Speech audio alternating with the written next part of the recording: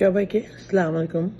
একটা কথা অনেকদিন ধরে ভাবছিলাম, এই যে এত বড় একটা বিপর্যয় চলছে আমাদের দেশে, এখানে রিকশাওয়ালা থেকে শুরু করে প্রত্যেকটা সাধারণ মানুষ কথা বলেছেন, কিন্তু একটা জিনিস কি আপনারা কেউ কখনো খেয়াল করে দেখেছেন?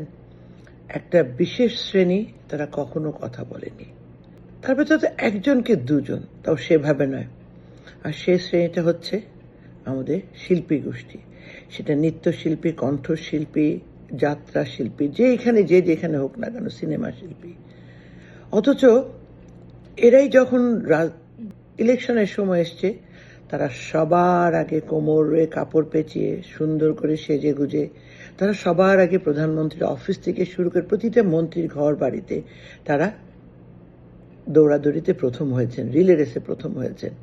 আর সেই মানুষগুলো এখন পর্যন্ত একটা শব্দ করার মতো তারা সাহস পাননি। অনেকে হয়তো লুকিয়ে আছেন, অনেকে বলবে আমি তো লুকিয়ে।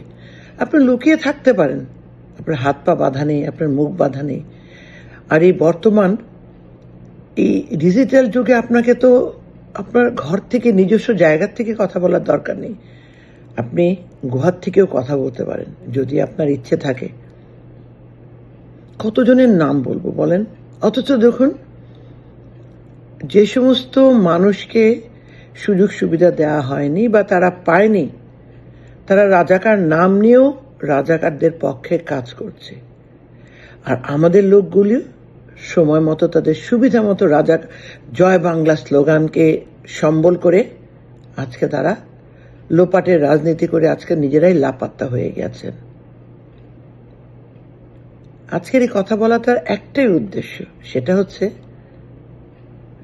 আমরা অবশ্যই আবারও দেশে ফিরব, আগের মতো করে ফিরব, কিন্তু আপনাদের কাছে, আপনাদের মনে হোক, আপনাদের ফোনের পাতায় হোক, দরকার পড়লে আমরা সেই নির্বাচনের আগে যেমন সবাই আমরা লিফলেট প্রচার করি, পোস্টার করি, ঠিক এইভাবে পোস্টার দিয়ে দিয়ে ঢাকা শহর কেন সারা বাংলাদেশে তাদের ছবি ছাপিয়ে দিব। এরা ছিল লালবদর রাজাকার। এদের কখনো স্থায়ী হবে না, কারণ এই সমস্ত মানুষের জন্যই, এই সমস্ত লোকদের জন্যই আজ আমরা এই অবস্থায় এসে দাঁড়িয়েছি। আপনি দেখুন, নিউ ইয়র্কে, আপনি দেখছেন কিনা জানি না, আপনারা সবাই দেখতে পান, নিউ ইয়র্কে যে সমস্ত শিল্পী, গান, নাচ, নাট্য রয়েছেন, তাদের দেখলে কখনো মনে হয় তারা বাংলাদেশের ছিলেন, অথবা তারা শেখ হাসিনার মন্ত্রীবর্গের কাছে দৌড়াদৌড়ি করেছেন, দুদিন পর পর বিদেশে P3 নিয়ে বিদেশে এসছেন। তাদের রাজত্ব দেখলে মনে হয় না তাদের ভেতরে এতটুকু ঘৃণা নেই, এতটুকু বিবেক নেই? তারা দুটো লাইন লিখতে পারেন, কারণ নাম লেখার দরকার নেই। বলতে তো পারেন দু লাইন সবাই মিলে, আমাদের দেশটাকে আপনারা রক্ষা করুন। আমাদের হাত পা বাঁধা আছে, আমরা হয়তো বলতে পারি না, কিন্তু আপনারা সবাই যে যেখানে আছেন, যারা করছেন, তাদের প্রতি আমাদের শ্রদ্ধা রইল, আপনারা এই ব্যাপারে এগিয়ে যান। এতটুকু কথা বলার মতো তাদের ভেতরে কোনো মানসিকতা নেই। অথচ বাংলাদেশ সরকারের কাছ থেকে এই সব কিছু নিয়ে এসে তারা এখনো বিভিন্ন জায়গায় গান বাজনা করে যাচ্ছেন, নিত্য নতুন বিভিন্ন অনুষ্ঠান করছেন। আর তাই আপনাদের সবাইকে আরেকবার মনে করে দিতে চাই, এদেরকে চিনে রাখুন। আপনারা কে কতটুকু চিনে রাখবেন জানি না, তবে এটাকে আমি আমার ব্যক্তিগত বলে দায়িত্ব বলে মনে নিয়েছি। আমার ফোন বুকটাতে দেখলে আপনি বুঝতে পারবেন, এটা হচ্ছে আমার ভবিষ্যতের সঞ্চয়, কার কতটুকু ভূমিকা ছিল।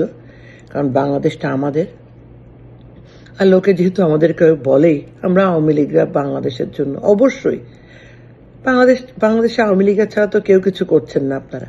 আমরা যারা সত্যিকার অর্থে ছাত্রলীগ, আওয়ামী লীগ, আমরাই করছি। অতএব আমরা আবারও আমাদের দেশটাকে স্বাধীন করব এবং আমরা আবারও রাজত্ব করব।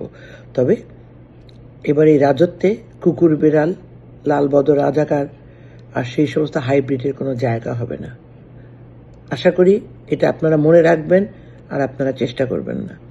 আর তাদেরকে যদি কেউ চেষ্টা করে আবারও সম্মুখে আনার, তার অবস্থা একই হবে। কারণ এই মুহূর্তে যুদ্ধে যারা রয়েছে তারা সত্যিকার অর্থেই বাংলাদেশকে ভালোবাসে। গ্রামগঞ্জের মানুষরা গ্রামগঞ্জে আওয়ামী লীগের, ছাত্রলীগের, তৃণমূল কর্মীরা এবং সত্যিকার অর্থে মুক্তিযুদ্ধে বিশ্বাস করে যারা, তারাই রয়েছে। অতএব আপনাদের নাম আমাদের কাছে স্মরণীয় থাকবে, ছবি থাকবে আপনাদের কর্মকাণ্ডের জন্য। আর আশা করি সেটা আপনারাও মনে রাখবেন। জয় বাংলা, জয় বঙ্গবন্ধু, জয় হোক বাংলাদেশের মেহনতি মানুষের।